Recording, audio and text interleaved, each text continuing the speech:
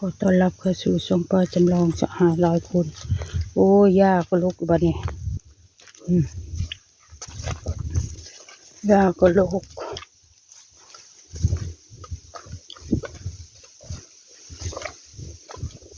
แตงมีไปบ่แตง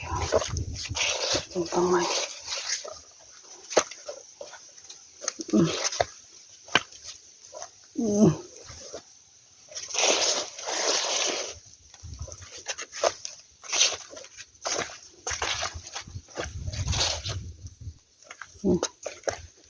ขี้เลยแล้วยังไม่ได้มาใส่ปุ๋ยอีกเดี๋ยวค่อยมาใส่ทั่วดิส่งคุณยายยังไม่เป็นดอก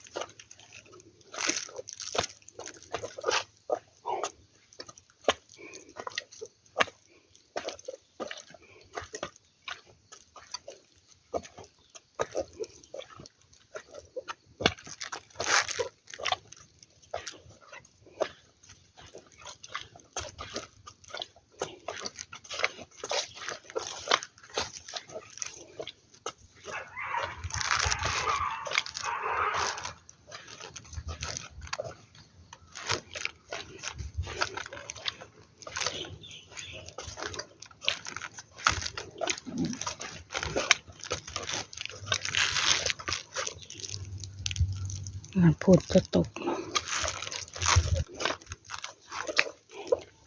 มันแก้วปลูกมันแก้ว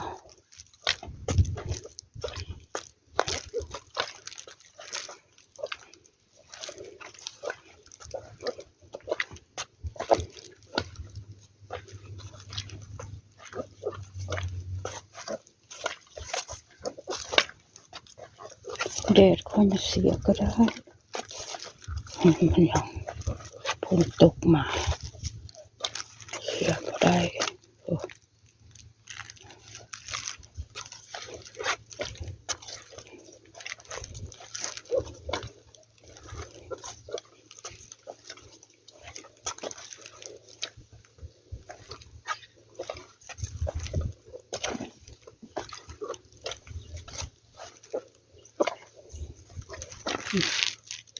ต้นยางก็ได้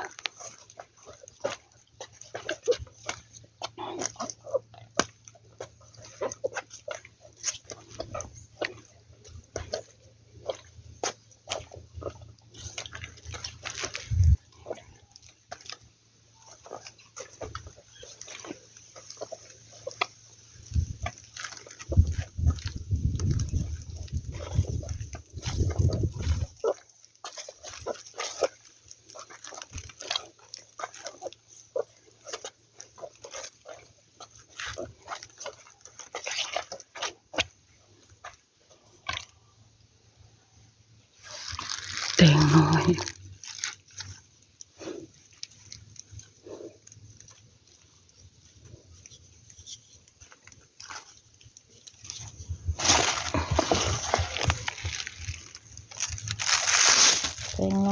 ไปกินกระปุก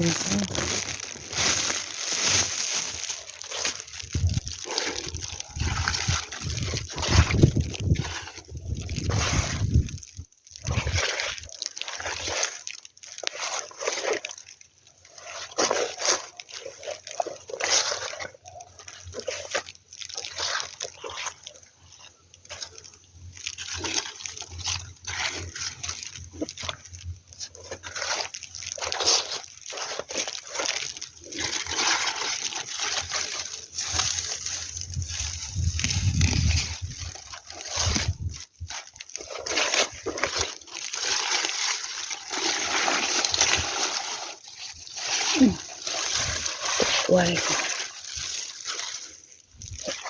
ลูกไว้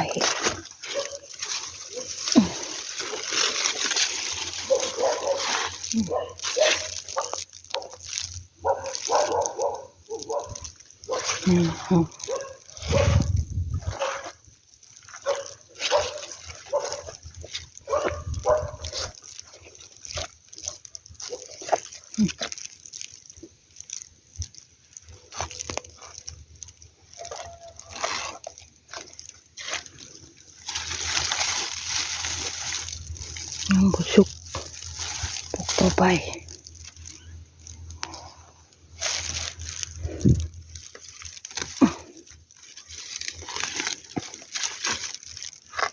สุกปลูกต่อไปยังบ่สุกปลูกต่อไป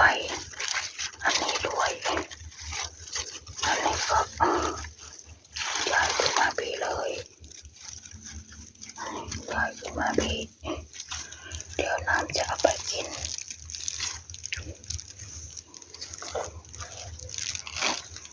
น้ำจะเอาไปกินปลูกต่อไปปลูกต่อไปปลูกต่อไปน้ำจะเอาไปกินปลูกต่อไป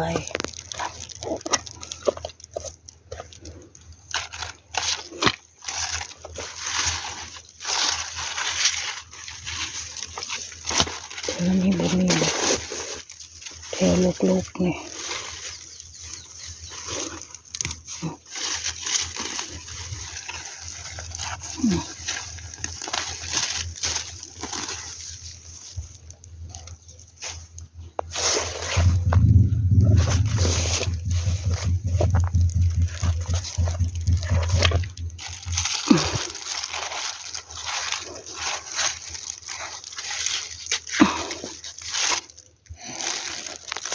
เอาไปกินกระปุน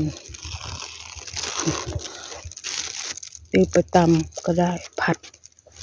ก็ดีนะยังไม่รู้ย่างเลยมาใส่ปุ๋ยกัน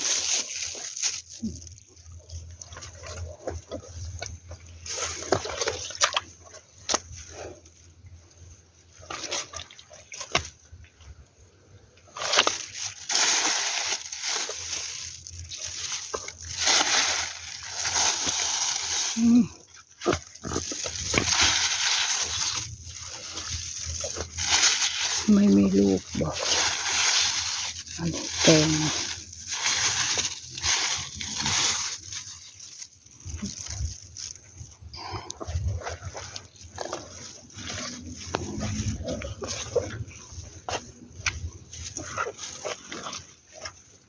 ไม่มีลูก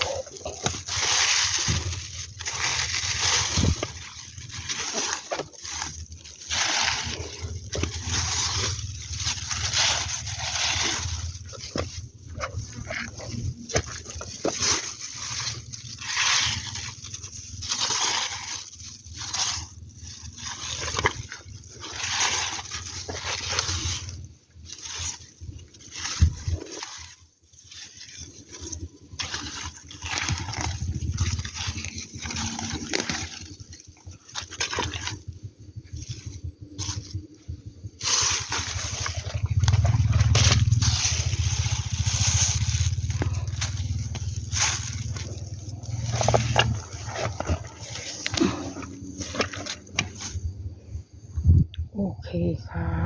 ขอจบคลิปแค่นี้นะคะอย่าลืมกดไลค์กดแชร์กดซับสไครบ์กดกระดิ่งให้คุณยายด้วยค่ะขอบคุณค่ะ